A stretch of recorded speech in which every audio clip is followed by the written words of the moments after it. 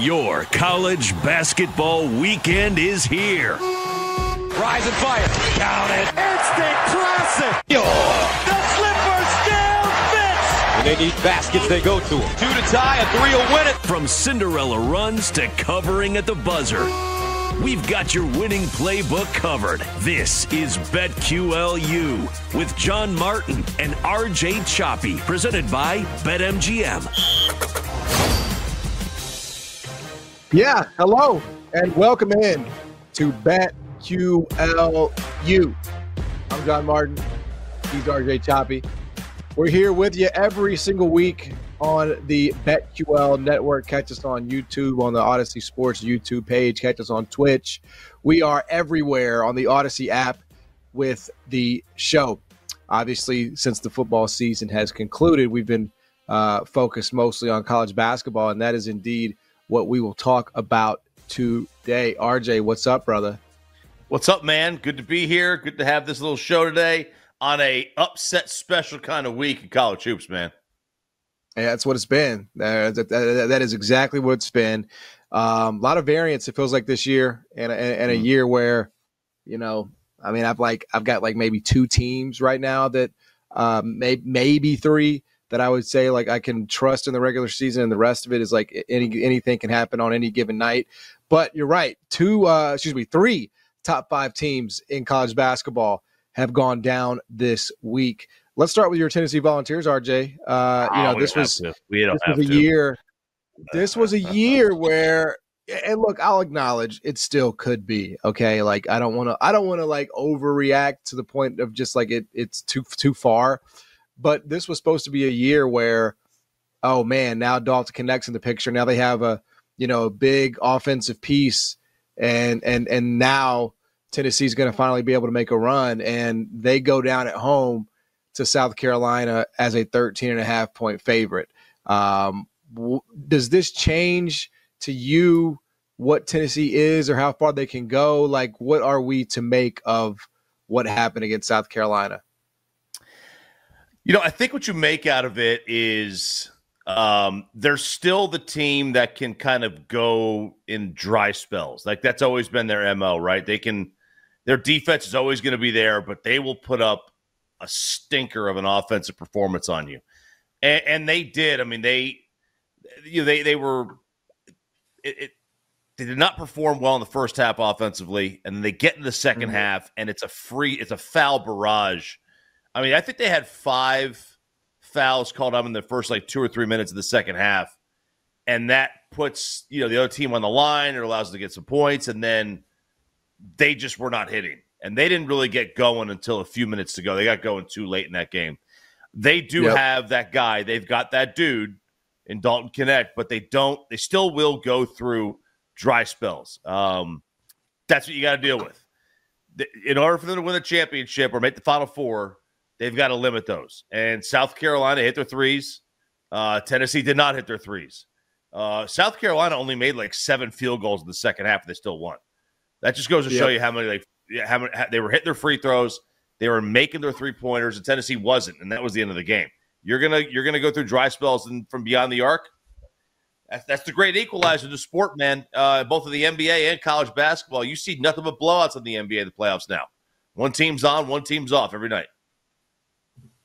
I also would say this, I watched a good bit of it, and I know that Tennessee was a big favorite, but I think I would argue, RJ, that they probably shouldn't have been against the South Carolina team.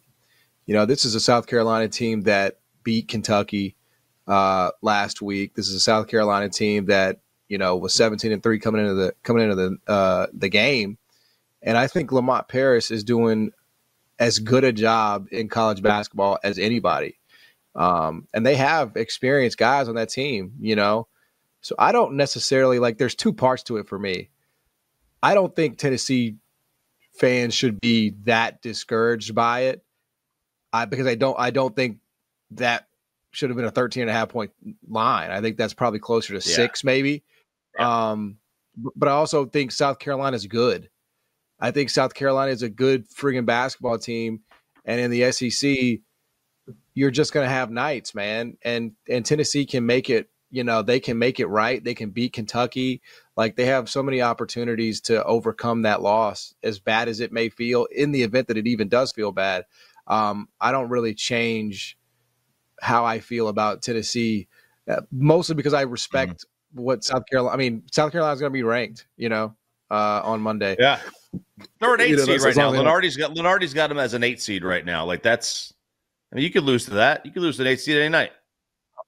Exactly right. I mean, it's just a random Tuesday night game. It happens in college basketball. You're not going to go undefeated. So I don't really, I don't know if I necessarily believe that Tennessee's like a national title contender, although maybe I should get there. But it doesn't, like, to me, I don't come away from that thinking, oh man, I felt one way about Tennessee and now I feel something totally different.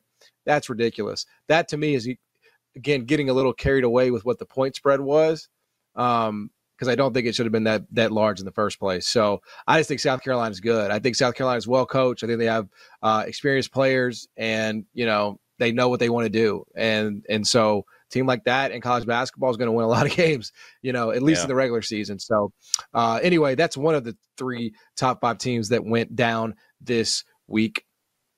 North Carolina dropped their first game of conference play, going down to, is that true? It was the first game of ACC play? Yeah, they were going for 10-0. Losing to Georgia Tech. Yeah, 74-73 as 9.5-point favorites. North Carolina, RJ, was kind of like, they were humming along, man. Nobody's really talking about them, and they do go on the road and lose to Georgia Tech. What do you make of North Carolina dropping that one?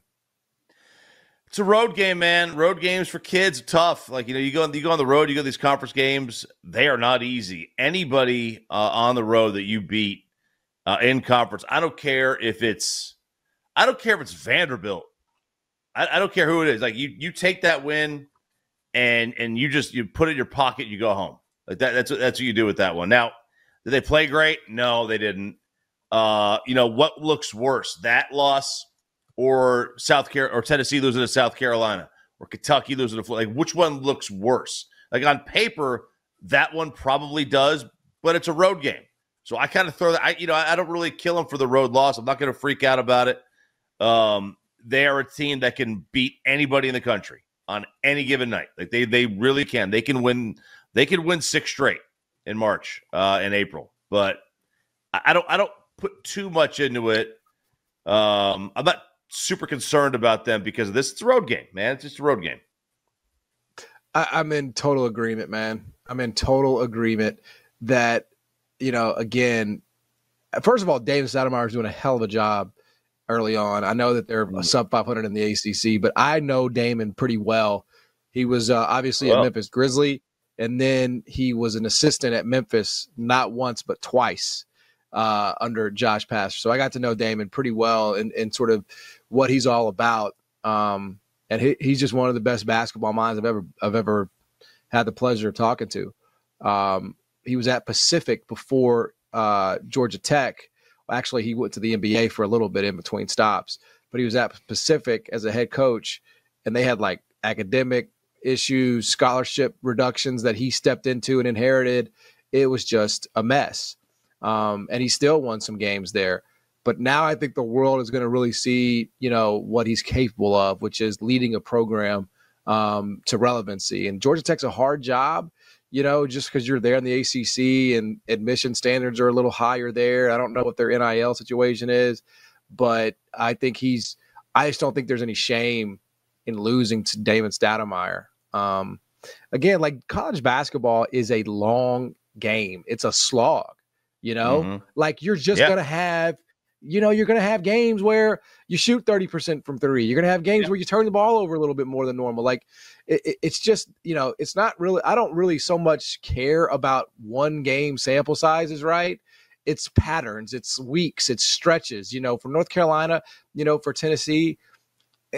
I'm just like, it happens. You know what I mean? You're not going undefeated in college basketball. They're kids, man. They're kids. They're not pros. You got a couple of guys at every team that are going to play at the next level. You got a few more that are going to go and play in Europe or South America or China or Australia, whatever. And there's a line. There's a gap. There's a gap between the two leagues. And then you got some guys that are never going to play in either spot. They're going to go be insurance salesmen, broadcasters, right? So you can't. I mean, you're going to have nights where you just can't shoot. You're going to have nights where you're 2 of 17 from 3. It's just going to happen, and you just hope it happens when there's already a game scheduled the next day, and not when it's a win or go home. Because when that happens, then that's how coaches get fired. It really is. I mean, we put way too much stock into it, but that's the reality of it. And I don't worry about Carolina. They'll be there at the end. Tennessee will be a 2 seed. I don't worry about them. They lost to a decent South Carolina team, and Georgia Tech's on the come. And there's not a whole lot of scouting reports out there about Damon Stoudemire teams just yet. So I don't really worry about it. Well, they're coming, buddy. All right. And you could say, damn, my man John knew.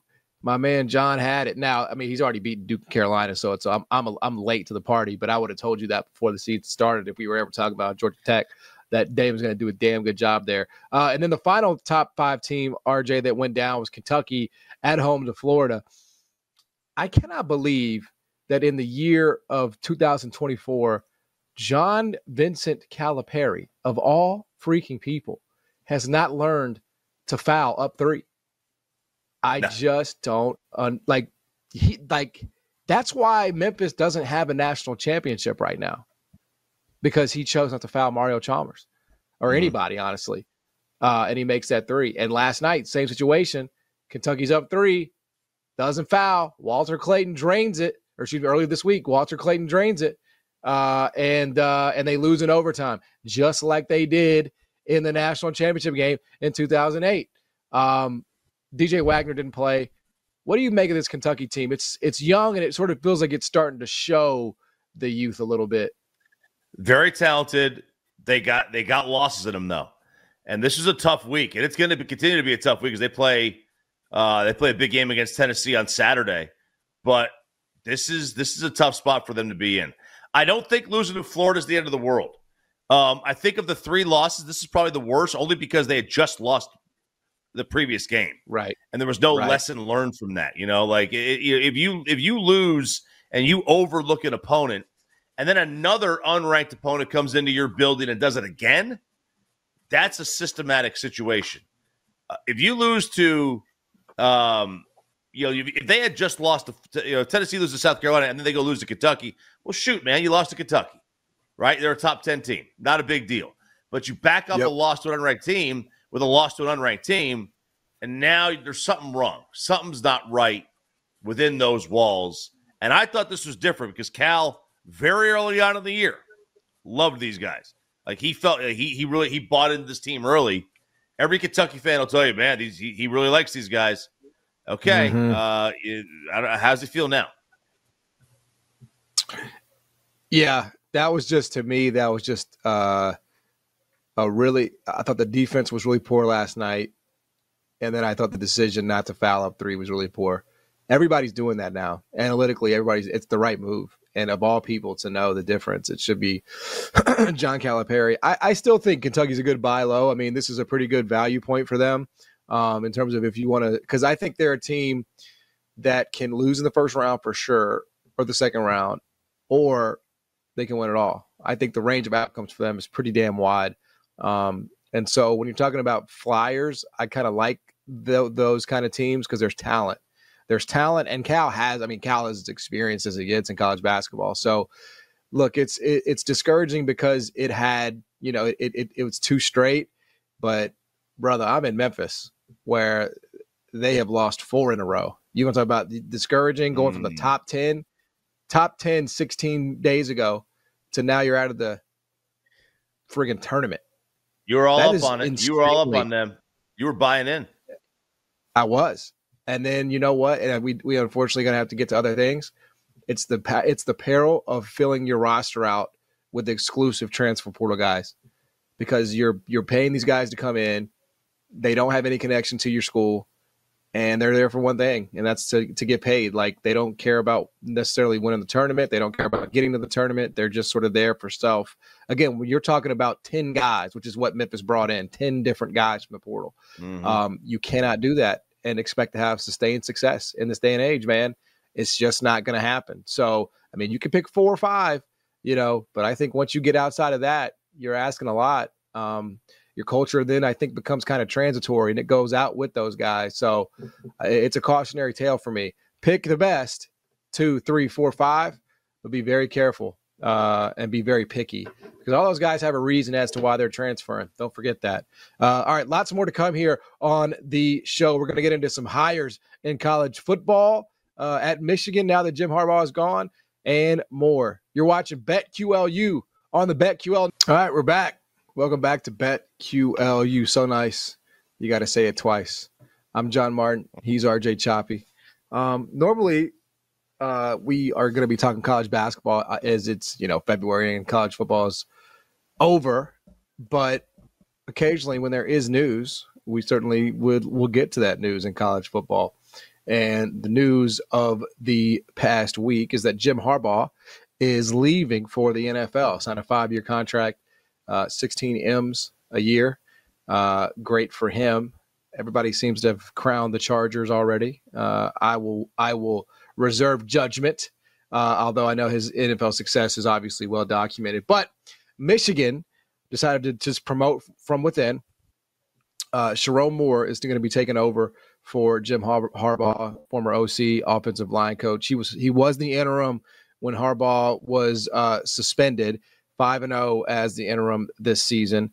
Was named as a finalist for the Broyles Award. And of course, I think most people probably remember him the most after the Ohio State win, when he was crying and kind of acting like Jim Harbaugh had died and saying this is for him. But RJ, what do you, it felt like, given the sort of timing, right? It felt like this is probably the only way they could go. But what do you make of that hire for Michigan? Look, I think they did the best they could have done. They were very late to the party.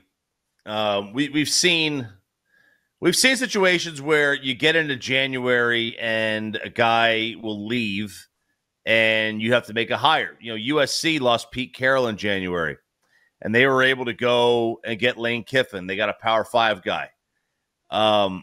It didn't really work out for Lane in Southern Cal, but it was a big name. And he recruited fairly well. This is, again, I don't know where else they could have gone because of the timing. I think sometimes some jobs, a lot of times, they'll just elevate an assistant, and that's fine. That sometimes works, and sometimes it doesn't work. It's very hard to replace the guy. And oftentimes those guys are the guy because they're special. And people under them may not be special because they're just touching their greatness every day in the offices. I have no idea about Coach Moore. I don't know what kind of coach he is. I don't know what kind of recruiter he's going to be when he's the head guy. I don't know. Are people clamoring to go play for Michigan because of Michigan or Jim Harbaugh? And that that's the question. What's Alabama going to do? Alabama, everybody thinks that they got a much more seasoned hire because they did. But are people going to line up to go play for Alabama? When Bear Bryant left, it didn't work for Ray Perkins. It didn't work for Bill Curry. It didn't work for DeBose. It didn't work for Shula or Coach Fran. So there's no guarantee this is going to work. Right. It's hard, man. Because, I'm in Memphis and I'm living it now. I saw it when Mike Norvell left Memphis for Florida State. Memphis promoted Ryan Silverfield from within, the offensive line coach and run game coordinator. And although he's done fine, he's not Mike Norvell. And every time he stubs his toe or doesn't win a big game or whatever, the fans get really restless. They get really upset by it. And so I think that's what Sherrone is going to have to, that's going to be his biggest hurdle is fans are going to have to understand that he's not Harbaugh, and obviously I think it's an obvious point, but it's critical. Yeah. Who's he going to hire for his staff? What's that going to look like? Is he going to retain most of those guys? Is he going to, I don't know the answer. I think it's very difficult to make a big judgment on him because, that team was loaded. So acting as an interim with a loaded team, what does that show us? What is that? Right. So it's hard for me to say one way or the other, RJ, honestly. Like if Michigan's going to maintain, I would just say, I guess I doubt it. I doubt that, I mean, it's going to be what it was. Right. Like, Ohio State kind of wants to get rid of Ryan Day. I mean, he followed Urban Meyer. He just kind of promoted within. Has it worked? Has it really worked for Marcus Freeman at Notre Dame? Just promoted from within. I'll tell you, it did work. It worked at Boise. When Hawkins left, they just elevated Chris Peterson, who was the OC. But Boise's a little bit different than those other programs. For one, they have a talent advantage everywhere they go because of where they play or where the conference they used to play in. But also, Boise was different. Like, people went to Boise because they couldn't academically a lot of times get into UCLA, USC, Cal, Stanford, Washington, Oregon. They wanted to be. They had some kind of academic issue, and they're like, "Hey, I want to play in a place that is a good program." And they flocked to Boise. I mean, there's tons of examples of players that did that. I mean, they owned California, and some of the kids that couldn't necessarily make some of the grades to get into Stanford and play at Stanford or Cal. Is Michigan going to do that? Michigan's not going to do that. They don't operate like that. They don't operate that way. So Notre Dame doesn't operate that way. It's a little bit different, right? It is. So I mean, my guess is it's just not gonna go. I mean, what is it? What's fair, right? I think that's another question. Is like, what is a fair and reasonable? Because it's not national championship, is it? I mean, is like, should you expect Sherrone Moore to be, I guess, in the 12-team playoff now? Maybe. I don't know. I think that's what I would be trying to grapple with, is like, what is a fair and reasonable expectation for him? There are about 25 to 30 programs that feel they need to be in the 12-team playoff at worst every 3 years. At worst. Otherwise, you're gone. And you can run down the list, and you can basically, I mean, everybody in the SEC, with the exception of like, Vandy and South Carolina or whatever, Mississippi State maybe. The rest of them, they're like, you got to be in every 3 years. Otherwise, you're gone. You just are. And that's just the tough spot they're going to be in. The 12-team playoff is great for the fans. It's probably terrible for coaches. Yeah. It probably makes the leash shorter. Michigan is 9-1 to win it all next year over at BetMGM. And I could not hate that any more than I do. I mean, that's a Larry Coker title right there. Yeah, I just can't get behind that at all. Like all that they're replacing. I mean, I don't like that at all. So they will not be seeing any money from me. No. Yeah. The better question for me, like, to me, is like, from the Harbaugh standpoint, is like, he's been out of the league for 10 years? I mean, it's been a long time, longer actually. And people just assume, when he's back in the NFL, that it's just going to be an instantaneous success for him, right, despite the fact that the Chargers are in cap hell, and despite the fact that the game has changed a lot from when he was in it. So I'm curious, do you believe, I know this is outside of college football, but we are talking about Harbaugh. Do you believe that he's going to go to the Chargers and be able to compete and win AFC West titles with Mahomes and Sean Payton in that division? The Mahomes factor is tough. I mean, like, you're gonna have me convinced that he's gonna be able to split at least at worst every year with the Chiefs, and then win enough games to get home field, because you're not. And what is home field for the Chargers anyway? I mean, they're in a tough division, right? They're just in a brutal division. It's going to be really, really difficult for him to match what he had in San Fran. Plus, he wears on guys. His stuff, the who's got it better than us, you think it's going to work in an NFL locker room? I don't know that it is. And I know maybe he did for a little bit, but he was only in San Fran for 4 years. That's it. He wore guys down. I don't know that it's going to work in the NFL. It might. but he needs his quarterback to hit. And right now, his quarterback's just a bad decision maker, man. That's all Herbert is a bad decision maker. Yeah, I don't. I just don't think it's going to be as for those reasons. I just don't think it's going to be as much of a surefire thing as most people believe it will be. But the guy won everywhere he was in the NFL, and honestly, everywhere he's ever been, college or NFL. Yeah. So why would this be any different? The other teams that are ahead of Michigan, by the way, Georgia, Bama, Texas, Oregon. Of those four, who do you like? Do you like any of those teams? I do like Texas. I like Quinn. I like Quinn Ewers. Yeah. And then if he gets hurt, I like Arch. Bama, I don't get it, man. Like, they lost a ton of people. Yeah. They lost everything with Saban, right? I mean, they lost everything. Yeah. They lost their aura. They lost their players. I like Georgia. I think Georgia's really, really good. I know they lost a couple of people, but I think they're a really solid team. So I would probably, if I was going to touch anybody, honestly, Oregon's good too. I think Oregon's got a really nice shot too as well. I would probably say Georgia, Texas, Oregon were the three that I would touch money wise on that. And those 6 teams you mentioned. Yeah, it's just hard because it's like all these teams are in new leagues now, and so it's like you just, you're what you thought you maybe knew about certain teams. It's like I need to, I don't know. I don't know that it's the entire sort of calculus changes for some of those teams. Real quick, while we're on the subject of coaches in college football, the Boston College coach, Jeff Hafley, left Boston College to go be the new Packers defensive coordinator. And people are talking about NIL, and they're talking about this is going to be what did you think of Jeff leaving for the Green Bay job?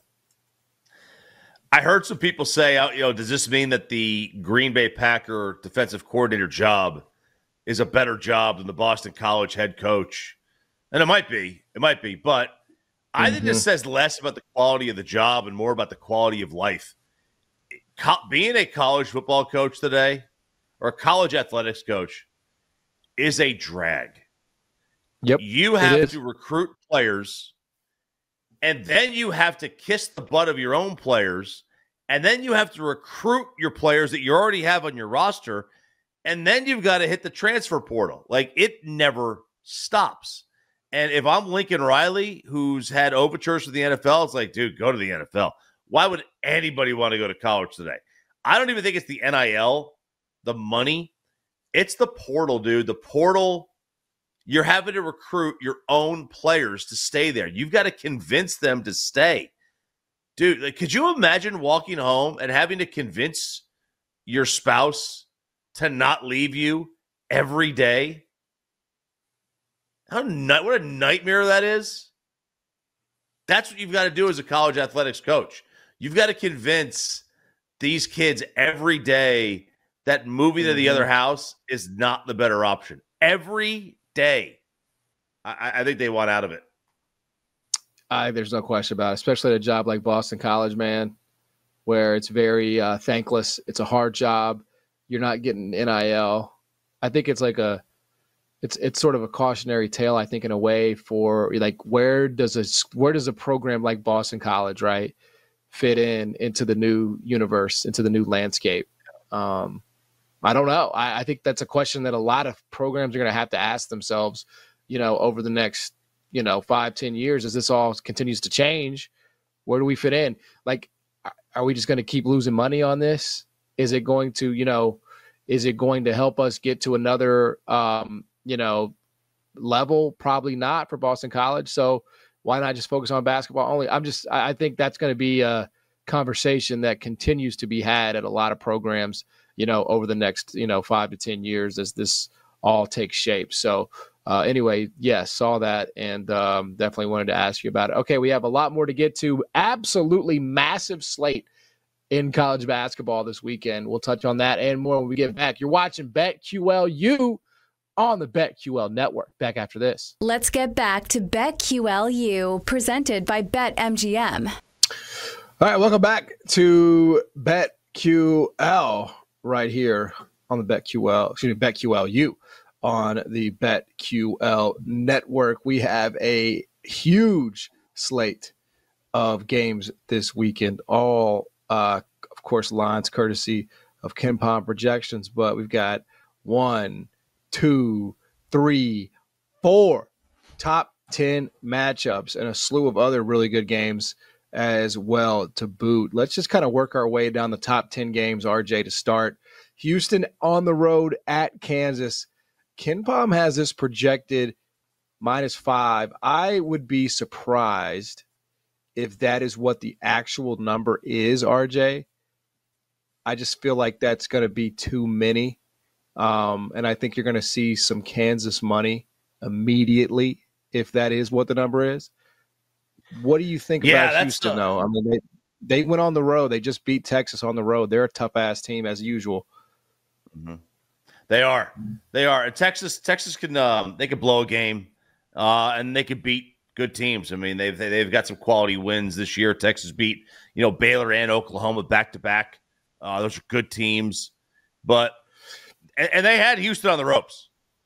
They had them on the ropes. They didn't match their energy, especially in the first half of that game. They did not match the energy Houston had. Yeah, second half they were tremendous, and then they blew it.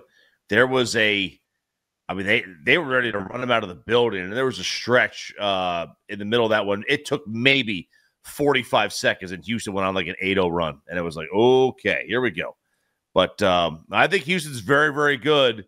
Are they 5 better than Kansas on the road? I don't know, man. I'm not taking – I would probably take Kansas as a home dog, 5 points, just about any time. I don't think you're going to get 5, though. I just don't think you're going to get that. And if that's what it opens at, I will be on Kansas. All respect to Houston. I mean, I just think that, you're giving me 2+ possessions with Kansas at home. I mean, Kansas is still a good team. Maybe they're not as good as we thought they were to start the season, but they're still a damn good team with, elite point guard play and some guys who can really fill it up. So also let's see what it has with Kevin McCullough as well. Need to monitor that situation. All right, moving on down the list. Duke coming off of a big win on the road at Virginia Tech, a decisive win at Virginia Tech. Now going on the road to North Carolina, where KenPom projects North Carolina as a 6-point favorite. Can you back the home favorite after a letdown, RJ, at Georgia Tech? Man, I thought that was a classic look-ahead kind of game, that Georgia Tech game, little trap game on the road. I would probably lean Duke in the points, but I think Carolina's going to win the game. But I don't know, man. I don't trust them. I don't trust Carolina enough to cover. They could – this looks like a backdoor cover to me. This is one of those games that Carolina's up like 8 or 11 most of the second half or the second half of the second half. And then Duke will get a basket or something and cover this thing on the backside. I think I'm fine with it. I'm fine with paying 6 if that's what it is. But I am not high on Duke. I think Duke is really reliant on Filipowski pretty much to do everything for them. And their guard play is kind of hit or miss for me, like I'm just not sold on them. So I like North Carolina in this spot coming off the L, and I will lay the points. 6 is probably my outer range, but I think this is one they get done at the house. All right, Tennessee on the road at Kentucky, top 10 matchup here. Projected Tennessee as a road favorite, -2. Can we interest you, RJ, in laying the 2 for Tennessee? Look, I think if they're going to win the game, they'll win by 2 or more. That's a low number, right? So that's one of those things that whoever you think is going to win. It's going to be hard to win by anything other than that, just based on on basketball. You know what I mean? Right. Yeah. So if you think Tennessee's going to win, they're a better team, then you take the 2. I might be more apt to take the under 158 than I am the actual points. I mean, Tennessee's defense is still really, really good. Really, really good. And their offense is solid. But like we've said, they could put up a stinker on you. I think I'd be more apt to take the under than anything on the point total, because I could see either team winning. I could see Tennessee going in there and winning that game. Right. I could see Kentucky running them out of the gym. I really could. I mean, Kentucky could get on a downhill spurt. I think the under is what hits. Yeah, I don't hate that at all. I think if you're giving me 2 with Kentucky, I'd probably be more inclined to back them at home. Just as, both teams obviously coming off a loss, but I think I'd like the spot a little bit more for Kentucky at home, getting points. Again, sometimes KenPom and the market aren't actually as close as you might think. So I don't think Kentucky's going to be an underdog, actually.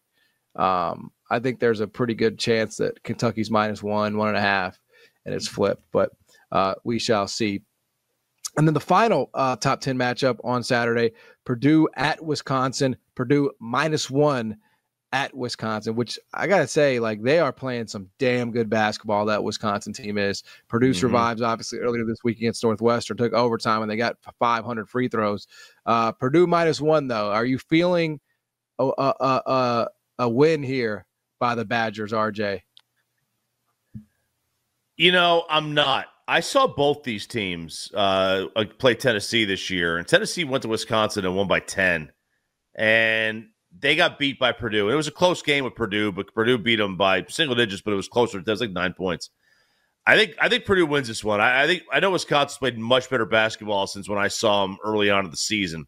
But this, I just think we are looking at a Purdue, and we're thinking more along the lines of how are they going to do in March as opposed to what they are now. And I think they're a very, very good team. I think they're probably the best team. So I'm going to stay on Purdue. That's a low number. I'll take Purdue. Yeah, and obviously we shall see. I think I agree with you, though, especially with the way that Purdue is or isn't officiated. So that's kind of the hard part for me in terms of trying to, if Edey's going to sort of get to the line every time and they, people can't guard him just because of the whistle, then yeah, they're going to win a lot of games. All right, there are a few other games that aren't top 10 matchups that are interesting, RJ. Number 1, UConn at St. John's. UConn -4. KenPom projected on the road. I will say, man, like, that feels short to me. That feels like a short number to me. I would be all over UConn if it's 4. Yeah, absolutely. If it's only 4, I would probably be on it anything less than 7.5. Maybe even a little bit higher. I think UConn they're a juggernaut, man. They seem to have hit their stride, and we'll see them in March, dude. Like, they are ready. And then St. John's is not ready to win yet. They're not. They have 9 new players from the portal. Eventually they'll get there. But, I think every sports bettor probably has this, and UConn is that for me. I have put my hand on the UConn stove too many times. I was, like, unfortunately on the wrong side of them the entire NCAA tournament last year. I remember fading them against Arkansas. I faded them against Gonzaga, and then after they covered both those games, I was, like, stubborn as hell. I'm like, I'm gonna fade them every game the rest of the way, and they're gonna eventually not cover. So I think it was like Miami took Miami. I got smacked down, and then whoever they played in the Final Four, maybe that was Miami. I can't remember, but I just faded them every game, including the championship game against San Diego State, and they bankrupted me, man. They bankrupted me. And so I was fading them again this year, and I said, you know what? I'm done. I'm not saying I'm going to bet on UConn every time. I'm never fading them again. Just not doing it. Dude, they're a very good team. They've got everything you could possibly ask for out of a team that can make a run in the tournament. Like, there is nothing not to like about UConn. So yeah, I if it's only 4, I can't imagine it is. I'm going to double that. Even if it's 8, I'll still take them. Well, we talked about UConn, maybe a month and a half ago when Chris was still with us, and we were talking about, like, everybody had their futures. And, UConn is, like, to me, the most bankable team. I mean, in a year where it's like, okay, do we really trust Purdue in the tournament? No. Arizona's very streaky. I mean, UConn's still sitting around, 10-1. What are they right now? What I would like to know what their odds to win it all are. They're good odds, man. They're good odds. They're I got it right. When they have Klingon in, they're not plus 950. I mean, basically 10-1 on BetMGM. When they have Klingon in the game and they have Tristan Newton, one of the best guards in the country. Again, anything can happen in a tournament. It's wacky. That's the way this stuff goes. But honest to God, I just don't know if there's another team that I believe in more than them right now. A couple others here, RJ. Auburn on the road at Ole Miss. Ole Miss coming off of a big win over Mississippi State at home. Auburn, in their rivalry, did lose to Alabama. But Auburn projected as a 6-point favorite at Ole Miss. Any interest in this game, RJ? Yes. I love Ole Miss. I love Ole Miss this one, man. Auburn has played a big barrel of nobody this year. Yeah. And they are, I know they've won. I know they've won big, and they might win this game. But Ole Miss is a good team. I think Ole Miss covers this 6-ish. Yeah, I think I agree. I mean, I like Auburn, generally speaking. I truly do. But I just don't think it's a great spot. I don't think it's a great spot. And I will say for Ole Miss, they kind of play the same way as Auburn plays, right? They're very guard-oriented. Mm-hmm. I know Auburn does kind of play through Janai Broome, but, it's a lot of their guards, and that's what Ole Miss wants to do. What's the total here? 150? Give me the over, too. Give me the over. That is going to be a shootout. And that's like one of the underrated games that I'm looking forward to this weekend because I know that they got a big win over over Auburn. Alabama did, and they're leading the SEC. But I still think this is an Auburn team that's going to be heard from in the SEC when it's all said and done, and probably the rest of the country. All right, that's going to do it for us today here on BetQLU, this week's edition of the show. Appreciate everybody making us a very small part of their week. Hope you got some stuff here that can help you make some bets this weekend. And as always, we will be back next week talking all things college basketball. Find us on YouTube, on the Odyssey Sports page. Download the Odyssey app on Twitch. We are so easy to find. Catch us every week here on the BetQL network. For RJ Choppy, I'm John Martin. Appreciate you guys tuning in, and we'll see you next week. You've been listening to BetQLU, presented by BetMGM. If you missed any of the show, listen back anytime on the new and improved Odyssey app.